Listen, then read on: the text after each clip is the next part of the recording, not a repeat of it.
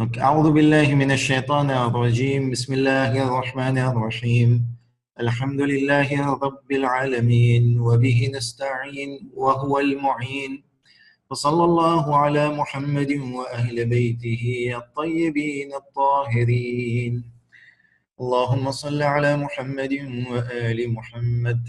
Donc, bienvenue à vous tous et à vous toutes pour cette 8e session de l'atelier de réflexion coranique. Donc, on aura une introduction en 3 points, comme chaque jour, avant l'intervention des 2 participants de la soirée.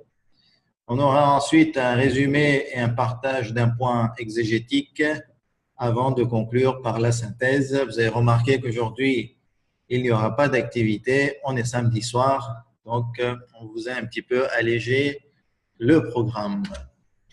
Donc, pour le premier point de l'introduction, on commence par un hadith retiré de Al-Kafi sur la grandeur et le statut du Coran. Donc, le hadith, il est rapporté de Abi Abdillah alayhi salam, donc du 6e imam alayhi salam, qui nous dit « Man qara al-Qur'an wa huwa shabun mu'minun ikhtalata al-Qur'an bilahmihi wa damihi » وجعله الله عز وجل مع السفرة الكرام البررة وكان القرآن حجيزا عنه يوم القيامة. Donc le hadith est beaucoup plus long que cela.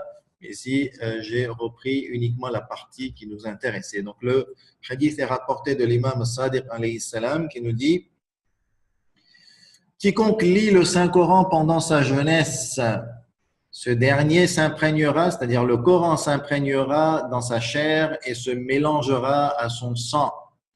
Dieu l'assimilera aux ambassadeurs nobles et obéissants et le Saint-Coran plaidera en sa faveur le jour de la résurrection. » Donc là, c'est un hadith qui nous incite à apprendre le Coran dès le jeune âge et aussi pour les parents qui incitent aux parents à l'enseigner à leurs enfants dès le jeune âge afin que leurs enfants grandissent avec le Coran dans la chair et dans le sang et qu'ils agissent en fonction de ces enseignements nobles, éthiques, moraux du Coran.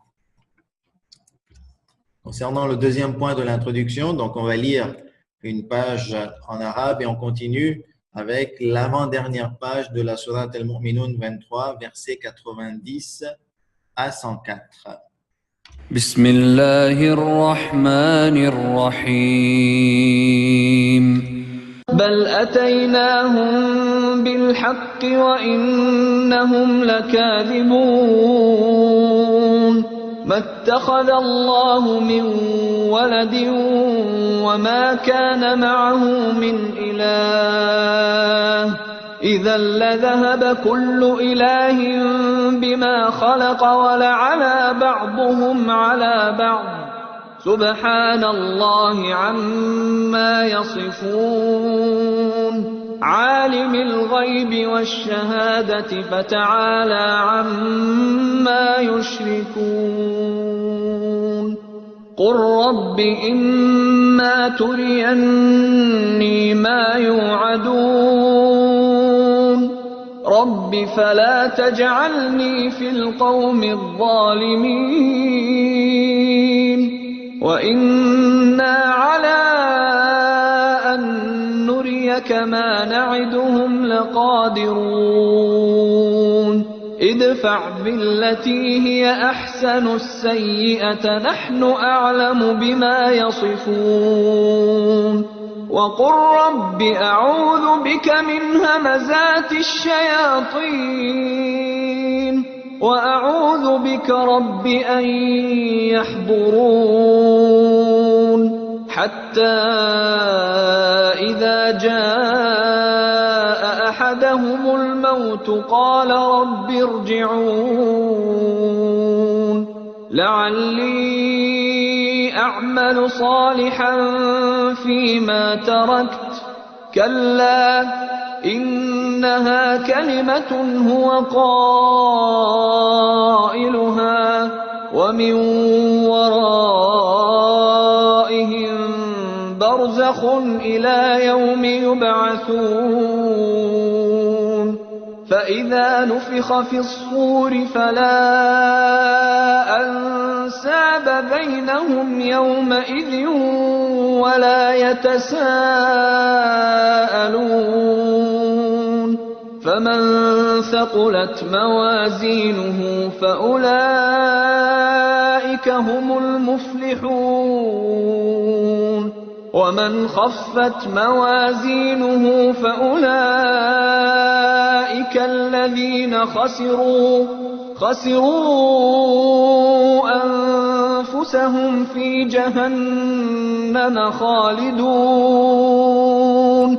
تلفح وجوههم النار وهم فيها كالحون. صدق الله العلي العظيم وصلوا على Muhammad wa ali Muhammad. Donc pour le troisième point de l'introduction, on va passer maintenant à la lecture des versets choisis et donc on va demander à quelqu'un de bien vouloir se proposer pour nous faire la lecture et à la fin de la session de nous faire la synthèse et de nous partager les principaux points qu'il a retenus de la session. Alors, Sourate 3, verset 92, لن تنالوا البر حتى تنفقوا مما تحبون وما تنفقوا من شيء فإن الله به عليم. Vous n'atteindriez la vraie piété que si vous faites largesse de ce que vous chérissez. Tout ce dont vous faites largesse, Allah le sait certainement bien. Très bien. En général, on se suffit de la lecture en français. Et après, tu es libre. Ô les croyants, dépensez des meilleures choses que vous avez gagnées et des récoltes que nous avons fait sortir de la terre pour vous. Et ne vous tournez pas vers ce qui est vil pour en faire dépense. Ne donnez pas ce que vous-même n'accepteriez qu'en fermant les yeux. Et sachez qu'Allah n'a besoin de rien et qu'il est digne de louange. Okay. Sourate 47, verset 38. Vous voilà appelés à faire des dépenses dans le chemin d'Allah. Certains parmi vous se montrent avares. Quiconque cependant est avare l'est à son détriment. Allah est le suffisant à soi-même alors que vous êtes les besogneux. Et si vous vous détournez, il vous remplacera par un peuple autre que vous. Et ils ne seront pas comme vous. Très bien. Donc, merci bien pour la lecture de ces trois sourates. On reviendra à toi en fin de session pour que tu nous proposes ta synthèse. D'accord? Allez, on va avancer et on va demander au premier intervenant, à Zoher, d'ouvrir son micro pour qu'il nous partage sa réflexion concernant ces trois versets du jour. Assalamu alaikum wa rahmatullahi wa barakatuh. Wa alaykum assalam wa rahmatullahi wa barakatuh. Merci Moutouza de m'avoir donné l'occasion de cette petite réflexion. Je t'en prie. Il va bien sûr rester toujours personnel, c'est juste même ma façon de voir ces versets. Donc je relis d'abord les trois versets, je sais que ça va faire un peu... le premier verset, c'est sur Sourate Al-Imran, verset numéro 92. Vous n'atteindrez la vraie piété que si vous faites largesse de ce que vous chérissez. Tout ce dont vous faites largesse, Dieu le sait certainement bien. Le deuxième verset pour aujourd'hui, c'est Sourate Al-Baqarah, verset numéro 267. Ô les croyants, dépensez des meilleures choses que vous avez gagnées et des récoltes que nous avons fait sortir de la terre pour vous. Et ne vous tournez pas vers ce qui est vil pour en faire dépense. Ne donnez pas ce que vous-même n'accepteriez qu'en fermant les yeux. Et sachez qu'Allah n'a besoin de rien et qu'il est digne de louange. Le dernier verset pour aujourd'hui, c'est tiré de la sourate Muhammad, c'est le dernier verset. Vous voilà appelés à faire des dépenses dans le chemin d'Allah. Certains parmi vous se montrent avares. Quiconque cependant est avare, l'est à son détriment. Allah est le suffisant à soi-même alors que vous êtes les besogneux. Et si vous vous détournez, il vous remplacera par un peuple autre que vous et ils ne seront pas comme vous.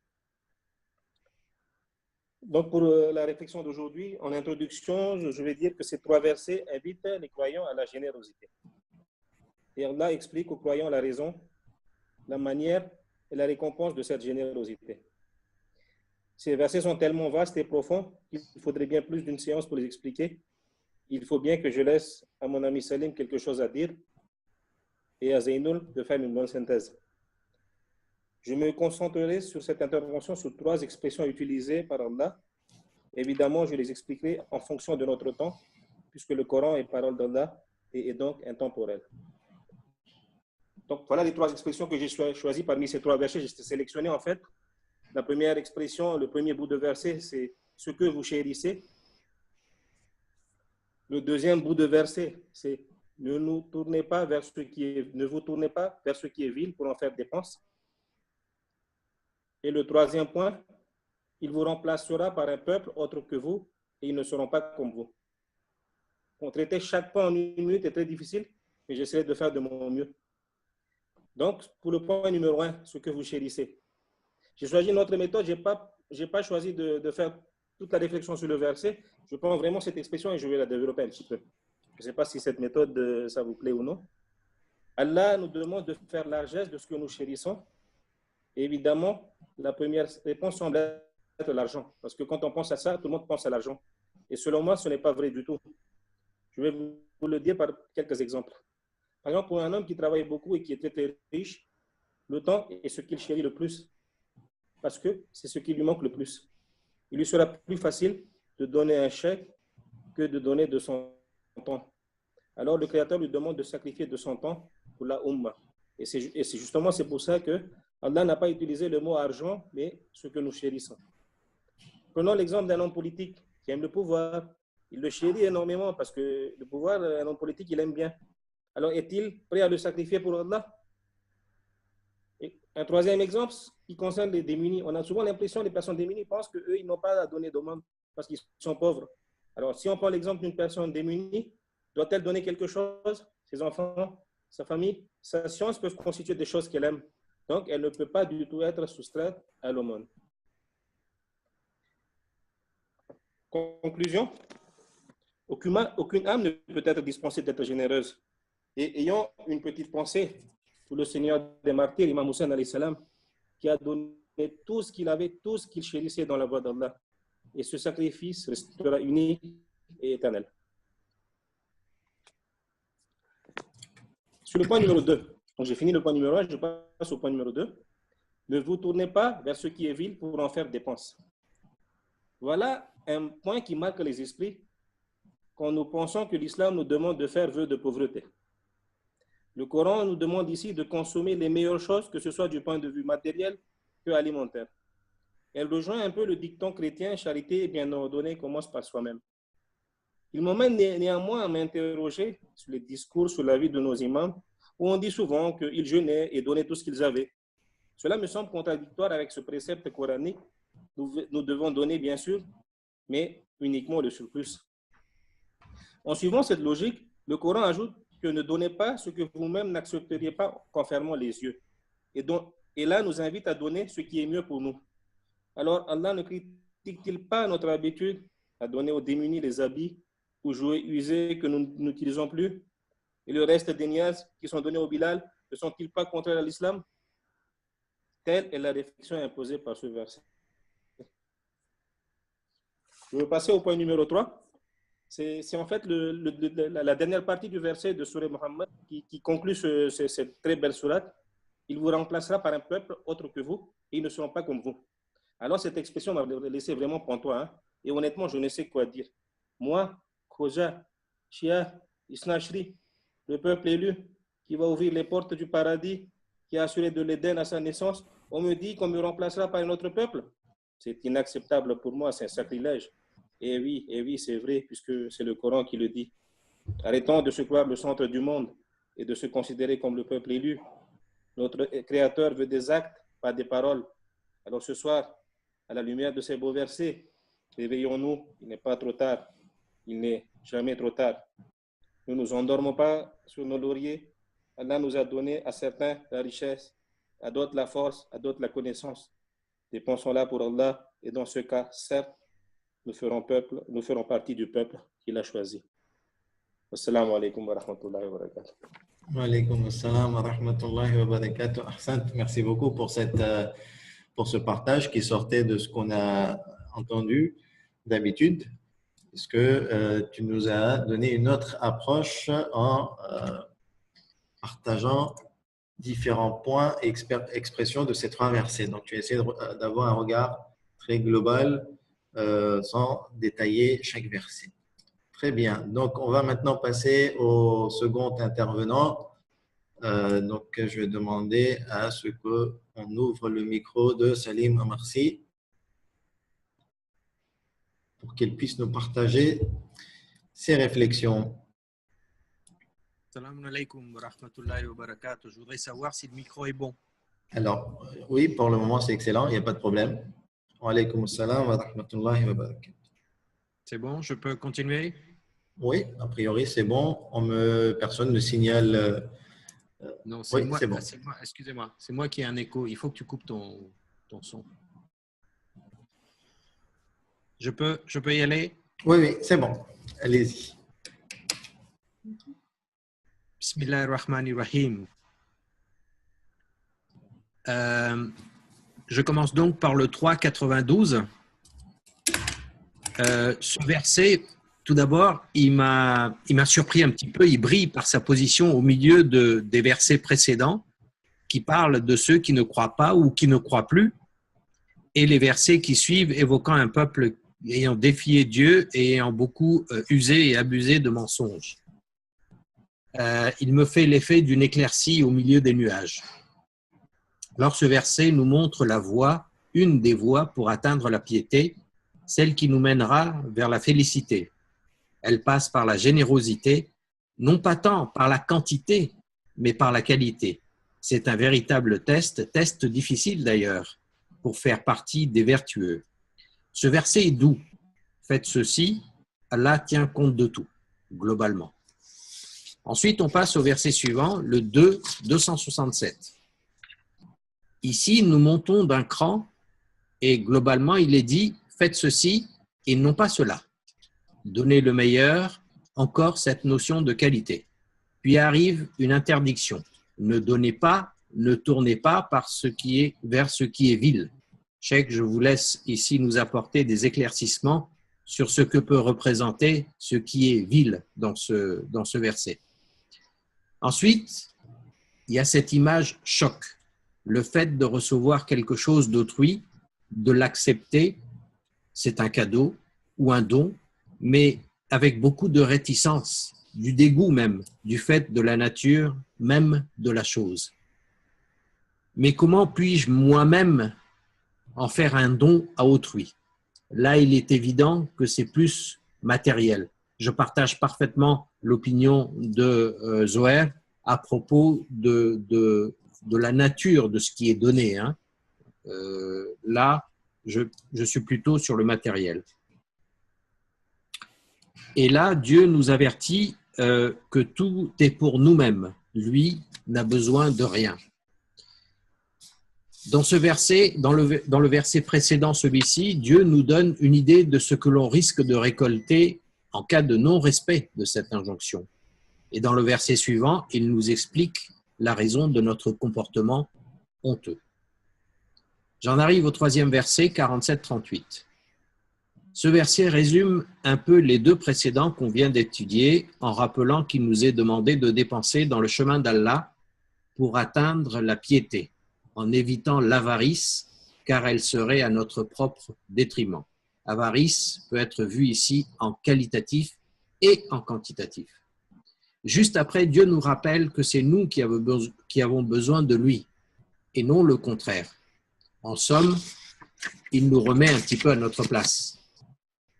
Ensuite, arrive cet avertissement de sa part, « Si vous vous détournez de moi, je vous remplacerai par d'autres que vous, sous-entendu, meilleurs que vous. » Le résumé est donc fait par ce 3e verset, qui monte encore d'un cran, « Faites ceci et non cela, sinon, voici ce qui va vous arriver. » Mais à côté de ça, on peut se poser la question suivante. Mais que faut-il dépenser dans sa voie?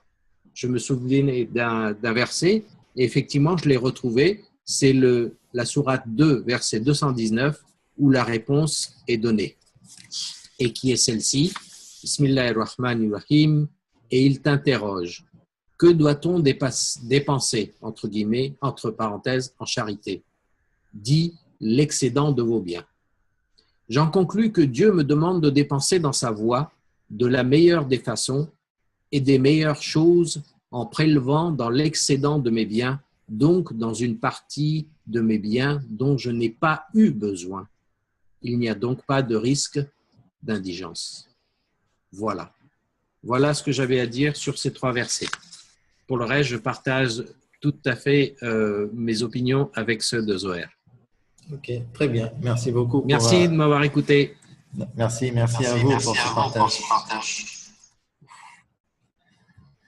Alors, donc on va, avant de continuer sur le point exégétique, puisqu'on m'a demandé de détailler légèrement sur le sens de « et ne vous tournez pas vers ce qui est vil pour en faire dépense », donc pour ce qui est vil, pour ce qui n'a pas de valeur, qui a une certaine bassesse au niveau de sa valeur.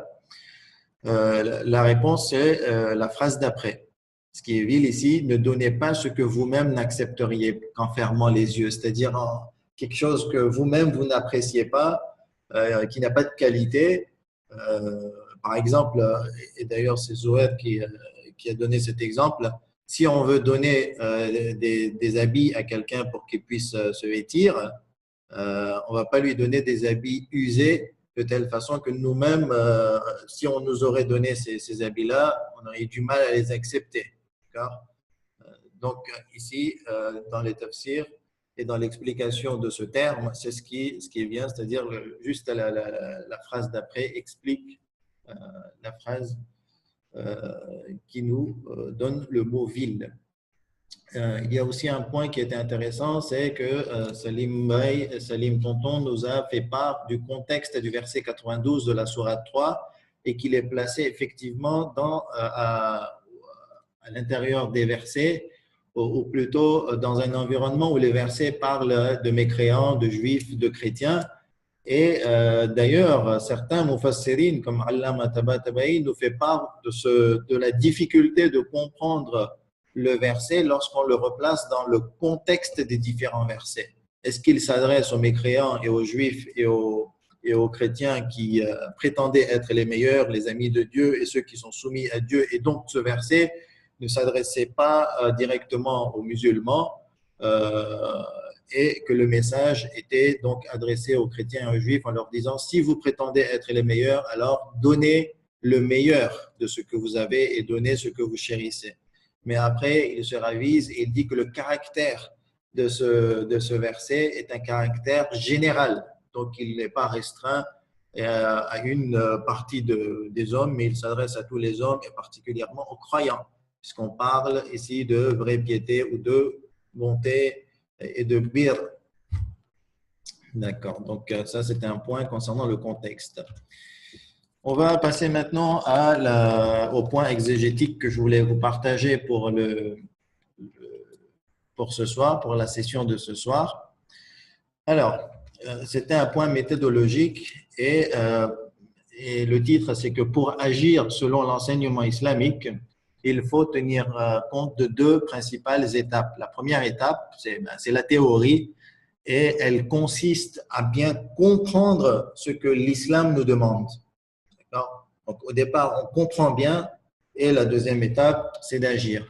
Et pour bien comprendre ce que l'islam nous demande, il faut comprendre le Coran dans son ensemble et non partiellement. Tel qu'il est indiqué également dans les sourates 5, verset 49 ou sourate 4, verset 150, qu'il n'est pas adéquat et même que c'est l'attitude de mécréance, de koufr, tout en notant bien dans l'esprit les niveaux de koufr, d'accord? Que c'est l'attitude d'un mécréant de prendre uniquement une partie du Coran et de laisser une autre partie. Donc, la première étape, c'est de bien comprendre le Coran dans sa globalité, dans son ensemble. Et ensuite, pour celui dont la sunna fait office d'autorité, c'est-à-dire près de 90-95% des musulmans, mais il est nécessaire de comprendre, d'aller étudier, de comprendre la sunna dans son ensemble. Encore une fois. Et à la fin, après l'étude de ces 2 sources islamiques, il faut produire un résultat islamique concernant une question. D'où la nécessité d'être spécialiste dans le domaine. Et le problème, c'est que la plupart des erreurs, lorsque quelqu'un souhaite produire un résultat islamique, que ce soit au niveau d'un spécialiste, et je dis bien que ce soit au niveau d'un spécialiste, et non, par exemple, le non-spécialiste, lui, c'est sûr qu'il fait ce genre d'erreur, c'est justement sur les mots ensemble. Souvent, la personne souhaite développer une théorie islamique alors qu'il ne prend pas en compte la globalité et l'ensemble du Coran ou de la Sunna. Donc, c'est l'erreur, c'est vraiment l'erreur à ne pas faire. D'accord? Et c'est pour ça que j'avais bien dit au tout départ, il y a 9 jours, lors du partage des points préliminaires, qu'ici, on n'est pas en train de faire du tafsir, de l'exégèse, mais on est en train de faire du tadabbur, de la réflexion sur des versets coraniques sans produire aucun résultat islamique et l'attribuer à Allah subhanahu wa ta'ala. D'accord? Ici, dans nos ateliers, il s'agissait uniquement de réfléchir sur ces versets-là. Donc, c'est pour ça que lorsqu'on veut agir, il faut bien comprendre le Coran et la Sunna. Et comme nous ne sommes pas spécialistes, ou pour ceux qui ne sont pas spécialistes, ils se réfèrent à ceux qui sont spécialistes, en qui ils ont confiance et qui le considèrent le meilleur parmi les meilleurs. Et une fois qu'on a le produit, on va dire islamique, le résultat islamique théorique, à nous de nous assurer et d'agir conformément à la théorie. C'est là que je vais donner un exemple clair par rapport au thème d'aujourd'hui. Donc, les versets que nous avons lus, le message était clair, donnez, partagez ce que vous avez de meilleur et ne soyez pas avares. D'accord?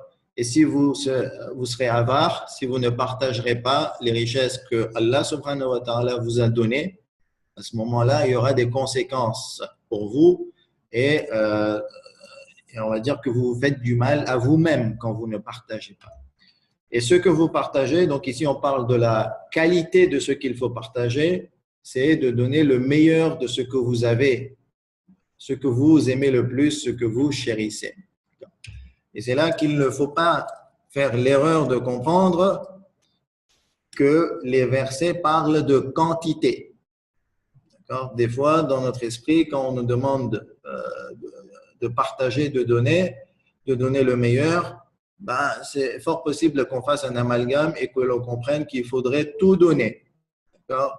Ici, il ne s'agit pas d'aborder la question de la quantité. Concernant la quantité, il y a d'autres versets. D'accord? Et au niveau islamique, ce qui est proposé par les savants, c'est que oui, il faut donner, il ne faut pas être avare, il faut partager. Et Zohar nous a bien précisé qu'il ne s'agissait pas de partager uniquement les biens matériels, les biens matériaux, l'argent, ou bien les biens mobiliers ou immobiliers. Bien entendu, puisque nous vivons dans un monde où en général les hommes sont très attachés aux biens matériels, à ce moment-là, ce qui nous vient dans l'esprit, c'est de partager et de donner les biens matériels. Mais les biens moraux aussi, ou tout ce qui a une valeur morale et abstraite, ça fait partie aussi de ces versets. Donc revenons à la quantité. Il s'agit, concernant le Coran et la Sunna, il ne s'agit pas de tout donner, d'accord, mais de donner une partie de ce que Dieu nous a donné. Donc là, le verset 29 de la sourate 17 nous parle de la quantité. Ne porte pas ta main enchaînée à ton cou par avarice et ne l'étends pas non plus trop largement, sinon tu te trouveras blâmé et chagriné. Donc ici, le verset indique un équilibre à tenir lorsqu'on donne. Ça, c'est au niveau de la quantité. Un autre verset, 67, sourate 25, qui nous donne la même indication. Donc, on parle des pieux, des personnes vertueuses, proches d'Allah. Et là, parmi leurs caractéristiques, c'est lorsqu'ils dépensent, ils ne sont ni prodigues, c'est-à-dire qu'ils ne font pas des excès, du israf, lorsqu'ils partagent, et ils ne sont ni avares, mais se tiennent au juste milieu. Donc là, le verset il est clair, très explicite, qu'il y a un équilibre à garder et chacun doit tenir cet équilibre en fonction de sa situation et de ses moyens. Donc après, lorsqu'il s'agit de biens, on va dire que c'est à chacun de savoir ce qu'il peut donner ou ce qu'il ne peut pas donner. Et pareil, concernant le temps, par exemple, si quelqu'un est très occupé et que le temps est la chose qu'il chérit le plus, donc à lui de partager son temps avec les autres créatures, mais il ne doit pas non plus partager son temps et donner tout son temps aux autres créatures en oubliant ses responsabilités vis-à-vis de Dieu, vis-à-vis de sa famille, d'accord, et qu'il déséquilibre, on va dire, le partage de son temps à ce niveau-là. Ou pour celui qui veut partager son pouvoir ou sa science, d'accord. Donc au niveau de la science aussi, je mets l'accent que chacun a quelque part le devoir, par rapport au verset que nous venons de voir, de partager son expérience, sa science, ce qu'il a, on va dire, gagné tout au long de sa vie à ce niveau-là, en termes de connaissances, et de donner le meilleur de ce qu'il a aux autres. Et c'est là que je précise aussi que celui qui va donner sa science, ben, il ne perdra rien, puisque sa science, en donnant, augmentera.